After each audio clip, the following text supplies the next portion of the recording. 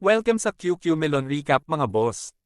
Ang kwento ng isang dating arm wrestling champion na nagngangalang Mark na pinalaki sa US ang bumalik sa South Korea para sa isang tournament na magbabalik sa kanya sa kaluwalhatian, ngunit nalaman niyang komplikado ang kanyang buhay sa kanyang biological na pamilya na hindi niya kilala.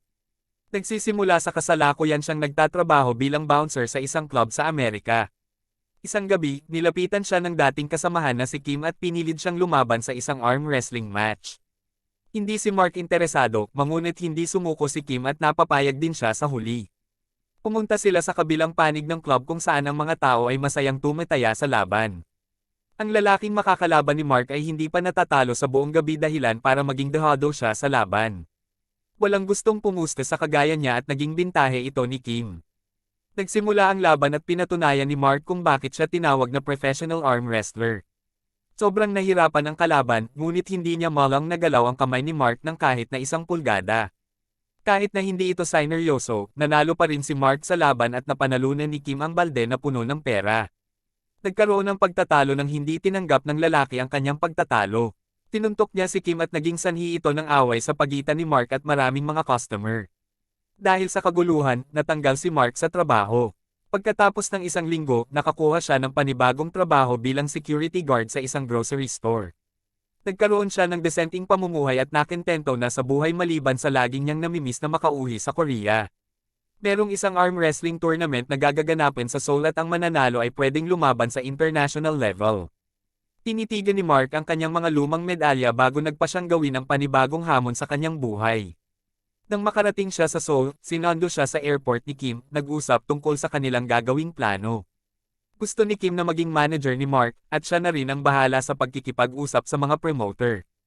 Hiniling niya maging maganda ang kakalabasan ng mga laban, ngunit plano niyang pumasok sa negosyo ng patayan upang kumita pa ng mas maraming pera. Para dito, kailangan niyang samantilihin ang husay ni Mark. Bago magsimula ang unang competition, namasyal muna ang dalawa sa Seoul. Sa isa nilang destination, napagkamalan si Mark na isang tourist attraction at nagpa-picture sa kanya ang mga namamasyal na babae. Nang dumating ang gabi, pumunta sila sa isang club ngunit tumiyo lang si Mark sa isang kantin ng buong oras na para bang nagtatrabaho siya bilang isang bouncer. Nang papunta na sila sa hotel, tinanong siya ni Kim kung sakaling gusto niya pang malaman kung nasaan ang kanyang tunay na ina. Sa katunayan, si Mark ay pinamigay at pinaampon sa iba nung bata pa lang siya. Sinabi niya dito na hindi siya interesado na makipaggite kahit kanino pagkat ang lahat ng ito ay tapos na. Binaba siya ni Kim sa lugar na kanyang tutuluyan na kinalabasan ay isa palang love hotel. Naranasan ni Mark ang vibrating waterbed sa unang pagkakataon, ngunit ang bagay na nakaagaw sa kanyang atensyon ay ang isang regalo. Ito ay galing kay Kim at meron itong cellphone sa loob. Nang sinuri ito, nakita niya ang address ng kanyang tunay na ina. Sa isang banda, lumapit si Kim sa isang milyonaryong loan shark na may pangalang Yu at humiling na sponsorin si Mark. Pinitin siya ng patiwarik dahil sa paghihipag-usap niya kayo ng walang pahintulot. Ngunit pagkatapos na mapanood ang video ni Mark, ang gangster ay pumayag ng mag-sponsor sa bida. Ang kondisyon ay kailangan manalo at matalo ni Mark ayon sa kanyang utos. Sa sumunod na araw, sinonde ni Mark ang mapa sa cellphone at nagawang makapunta sa address ng kanyang ina. Bago siya kumatok sa pintuan, nilapitan siya ng 2 bata. Dahil sa laki ng kanyang katawan, inisip ng mga ito na isa siyang halimaw kaya umalis na lang siya para hindi sila matakot. Tinabi ng mga bata sa kanilang ina na si Sumi ang tungkol sa bruskong lalaki na nakatayo sa labas ng kanilang bahay. Tinilip nila si Mark sa may bintana at pinanood siyang naglakad palayo. Si Sumi ay nagmamay-ari ng isang ukay-ukay na medyo nalulugi na. Marami siyang utang sa gangster na si Yu at lagi siyang ginugulo kapag may pagkakataon. Samantala, dinala ni Kim si Mark para ipakilala sa mga sponsor at para ipakita ang kanyang kakayan. Pinakilala din sa atin ang isa pang mayamang sponsor na si Cheng. Kapartner niya si Yu at siya ang tumatayan ng malaking pera sa mga laban. Pinatunayan ni Mark ang kanyang galing sa pamamagitan ng pagtalo sa malaking lalaki mula sa Navy. Dahil sa kanyang pagkapanalo, siya at si Kim ay binigyan ng magarang kwarto sa isang 5-star hotel. Si Kim ay nakatanggap ng text mula kay Yu na sinasabing kailangan manalo ni Mark sa unang match, ngunit kailangan niyang matalo sa pangalawang laban. Lumabas sila para maghapunan at binahagi ni Kim ang paksa tungkol sa pagpapatalo niya sa pangalawang laban. Siya yung nasurpresa ng agad na pumayag si Mark at hindi malang nagreklamo. Sa sumunod na araw, si Sumi ay makikita ng naghahanda para sa eskwela ng mga bata. Ang panganay ni si Juyong ay nag-aalala na baka muling bumalik ang malaking lalaki sa bahay, ngunit nagsuspet si Sumi na si Mark ay dati niyang kakilala. Nang pumasok na ang mga bata, nilabas niya ang mga lumang litrato at nahanap ang isa na naroon ang maliit na si Mark kasama ang kanyang ina. Sa labas, muling nakita si Mark ng mga bata. Ang bunso na si Junhee ay excited siyang makita ngunit nagbanta si Juyong na tatawag siya ng pulis kung sakaling makikita muli si Mark. Sa sumunod na eksena, pinakilala tayo sa arm wrestling champion ng Korea na si Combo. Inimbitahan siya ni Yu sa kanyang club para suriin ang kakayahan ni Mark. Ayaw niyang pumuste ng pera hanggang sa mapatunayan niyang magaling talaga si Mark. Si Mark ay lalaban sa isang 7-footer na gigante sa unang match. Medyo nahirapan siyang ipanalo ang laban, ngunit na-impress sa kanya ang champion ng Korea. Si Sumi ay nandoon din sa audience para panoorin si Mark. Habang naka-break, sinubukan siyang hawak-hawakan ni Yu at naniklarang pagmamayari ang babae dahil sa dami ng kanyang uto. Nakita ni Mark ang pangyayari at hindi siya masaya tungkol dito. Nang magsimula ang pangalawang laban, sinadya ng manalo para galitin si Yu. Nang sinubukan igiit ni Yu na pagmamayari niya si Mark, inulak lang siya ng malakas bago ito naglakad palayo. Hindi makapaniwala si Kim sa kanyang nakita at sinubukan pakiusapan ang kanyang boss at pati na rin si Mark. Kanyang na-realize na si Sumi ang rason kung bakit siya trinidor ni Mark. Dahil sa kanyang galit, pumunta siya kay Sumi at nagtanong kung ano ang kanyang relasyon kay Mark. Sa parehong oras na yon, dumating din si Yo at sinimulang saktan si Kim. Buti na lang ay dumating si Mark sa eksena at mag-isa niyang nilabanan ang mga tauhan ni Yo. Habang naglalaban sila, inakiusapan ni Sumi si Yo na pahintuan na ang kanyang mga tauhan, ngunit tinulak lang siya nito. Natigil ang kaguluhan nang dumating ang mga pulis at inaresto sina Mark at Kim. Kailangan nilang malaman ang pagkakilala ni Mark bago siya mapalaya, ngunit nawala ni Mark ang kanyang bag at passport sa nakaraang laban. Ang police officer at si Mark ay naglaban sa isang match at napatunayan siya ay tunay na atleta. Subalit hindi pa din siya pinayagang makalaya dahil wala siyang maipakitang ID. Pagkatapos, biglang dumating si Sumi kasama ang kanyang mga anak. Nakahanap siya ng lumang ID ni Mark at pinakita ang litratong kasama ang kanyang ina para patunayan siya ay Korean. Nabanyag din sa atin na si Sumi ay stepsister ni Mark at patay na ang kanilang ina 1 taon na ang nakalilipas. Sobrang nasaktan si Mark nang marinig ang malungkot na balita. Inimbitahan nila si Mark at Kim na manatili muna sa kanilang bahay ng ilang araw. Gusto si Mark ng mga bata dahil sa kanyang kakaibang personalidad. Si Junhee ay laging kinukulit si Mark, habang si Juyong naman ay madalas na siyang kausapin. Sa labas ng kanilang bahay, isang grupo ng kabataan ang naninigarilyo sa hagdan, at tumangging huminto kahit tinakausapan na sila ni Sumi. Ngunit nang makita ang paparating na si Mark, humingi sila ng tawan at agad na tumakbo palayo. Sa araw ding yon, nag-impake na si Mark ng kanyang mga gamit dahil ayaw niya nang maging pabigat. Nang siya ipaalas na, pumunta ang mga tauhan ni Yo para manggolekta ng utang kay Sumi. Itinabay niya palayo ang mga gangster at narilais na kailangan niyang manatili sa pamilya para protektahan sila kay Yo. Sobrang masaya sila na makasama ang bawat isa. Pumunta sila sa mga restaurant, umay ng sabay at namuhay na parang isang tunay na pamilya. Hanggang sa ngayon, maaari para kay Sumi na mamahala ng isang negosyo at mag-alaga ng 2 anak.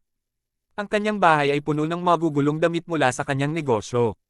Isang araw, umuwi siya sa bahay at nasa Orekreze nang makita itong maayos. Si Mark na din ang nag-aalaga sa mga bata upang makafocus siya sa kanyang trabaho. Samantala, si Kim ay namong problema dahil kinakapos na siya sa pera. Sa sandaling makita si Mark na kasama ang mga bata, nakaisip siya ng ideya at umawag sa kanyang kaibigan sa isang broadcasting company. Gusto niyang idokumento ang buhay ni Mark upang makuha ang simpatiya ng mga tao at para kumita din ng pera. Nag-alinlangan si Mark ngunit pumayag din siyang gawin ito. Sa sumunod na eksena, si Mark at ang kanyang pamilya ay lumabas para mamasyal. Nakita nila ang Korean champion na si Combo na lumalaban para sa isang charity event. Inamon siya ni Mark at naipanalo ang laban. Hindi makapaniwala ang lahat ng matalo ang champion ng hindi kilalang si Mark. Pagkalipas ng ilang linggo, ang kwento tungkol sa malupit niyang nakaraan at hamong pinagdaanan sa wrestling ay ginawa ng dokumentaryo at pinakita sa TV. Naging matagumpay ang kanyang show at kumita sila ng sapat na pera at masumangga pa ang mga bata sa kanilang tito. Nang sila ipapunte na sa eskwela, narinig nila ang isang babae na rin nagsisilita ng masama tungkol kay Mark. Sa sobrang galit, dineklare ni Junhee na dating champion ang kanyang tito at pinapangako si Mark na ipapanalo ang national championship para sa kanya. Sa sumunod na eksena, tayo ay pinakilala sa ama ni Kim na isa ng matanda, ngunit sobrang masipag pa din kung magtrabaho. Ang dahilan kung bakit gustong kumita ni Kim ng malaking pera ay upang bigyan ng magandang buhay ang kanyang ama at umihil na ito sa pagtatrabaho. Nang makabalik sila sa bahay, tinawag ni Juyong si Mark at pinakita ang mga email na ginawa ng kanyang ina para sa kanya. Kanyang nalaman na sobrang nagsisisi ang kanyang ina sa ginawang pagpapaampon sa kanya. Nagsulat siya ng maraming email sa iba't ibang address, umaasang si Mark ang makakatanggap dito. Sa kanyang email, nilarawan niya kung gaano kahirap ang buhay noong kasama pa si Mark. Hindi niya na kayang buhayin si Mark at gusto niyang bigyan ito ng magandang buhay. Kahit na siyang naghingalo na sa ospital, ang kanyang tanging hiling ay makita muli si Mark upang humingi ng tawad. Na-discover din ni Mark na si Sumi ay hindi niya talaga kapatid. Inampon siya ng kanyang ina nang malamang wala itong ibang matitirahan at upang may makasama siya sa bahay. Nabigla si Mark sa nalamang balita at nagalit kay Sumi sa hindi niya pagsabi ng totoo. Sa sumunod na eksena, umunta ang pamilya sa puntod ng ina ni Mark. Nang sila'y makarating, inagpaliwanag niya si Sumi sa ginawang pagsisinungaling. Nagpa siya na si Mark na bumalik na sa Amerika at tuluyan na silang iwan. Tinubukan siyang pigailan ni Kim dahil sa susunod na linggo na ang gaganaping tournament. Pagkatapos nito, makikita natin ang champion ng Korea na si Combo na nag-iensayo na para sa gaganaping tournament. Ang gangster na si Yo ay umupa ng isang halimaw na may pangalang Kane para sumali sa kompetisyon. Dati siyang arm wrestler, ilala sa pagbali ng kamay ng mga nakakalaban sa kompetisyon. Ilang taon na ang nakalilipas, inaresto siya dahil sa paggamit ng pinagbabawal na gamot para lang manalo. Samantala, nag-insayo din ng Justo si Mark at naghanda ng makabalik sa laro. Dumating na ang araw ng pinakaabangangang tournament. Ang mga bata ay naiwang mag-isa sa bahay at napansing nakalimutan nilang ibalik ang medal kay Mark. Gamit ang palusot, sumakay sila ng bus at bumiyahi papunta sa arena para panoorin siyang lumaban. Nakatanggap si Sumi ng tawag mula sa kanyang kaibigan sa arena at nagmedereng pumunta doon para kunin ang mga anak. Nagsimula ang competition at si Namar, Kane at Combo ay napabilang sa magkakaibang grupo. Nang ibabaw sila sa laban ng kanilang mga pangkat at nagawang makaabot sa semifinals. Ang walang awang si Kane ay sinaktan ng marami niyang kalaban at nakarating sa final. Ang investor na si Cheng at kanyang mga alipors ay pumuste ng malaking pera kay Kane. Nang makita ang magandang performance ni Mark, natakot sila na baka matalo ang kanilang pusta kaya inutusan ni Cheng si Yo na gawin ang lahat upang matiyak ang pagkapanalo ng kanilang malalaro. Inalok ni Yo si Kim ng $200,000 para kumbisihin magpatalo si Mark sa semifinals laban kay Combo.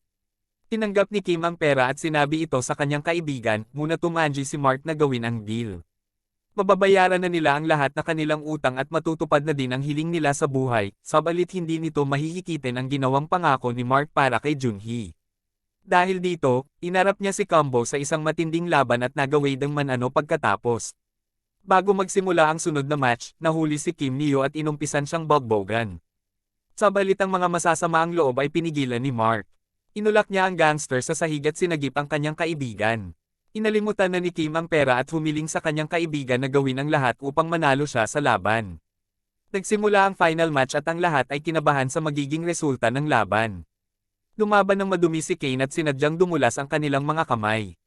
Inilan niya din ang malakas ang hinalaki ni Mark dahilan upang tumagilid siya sa laban. Parang mapupunta na kay Kane ang tagumpay, muna bago ito mangyari, nakita niya ang mga batang umaasa para sa kanya. Gamit ang bagong motivation para patunayan ang kanyang halaga, ginamit niya ang natitirang lakas para maitulak ang kamay ni Kane at tinalo siya sa huli. Sa huling eksena, sinabi ni Mark na mahal niya ang kanyang ina at pinahayag na napatawad na ito sa nagawang kasalanan. Hindi niya napigil ang umiyak habang iniisip ang mga pinagdaan ng hirap ng kanyang ina. Ang lahat ay nagdiwang sa kanyang pagkapanalo at nagpasya si Mark na doon na manirahan sa Korea. Sa katipusan ng pelikula, si Mark ay naghanda para sa gagaganapin International Arm Wrestling Championship at nga kung magiging #1 World Champion. Naghintay ka pa? Wala na. Salamat sa panonood sa QQ Melon Recap.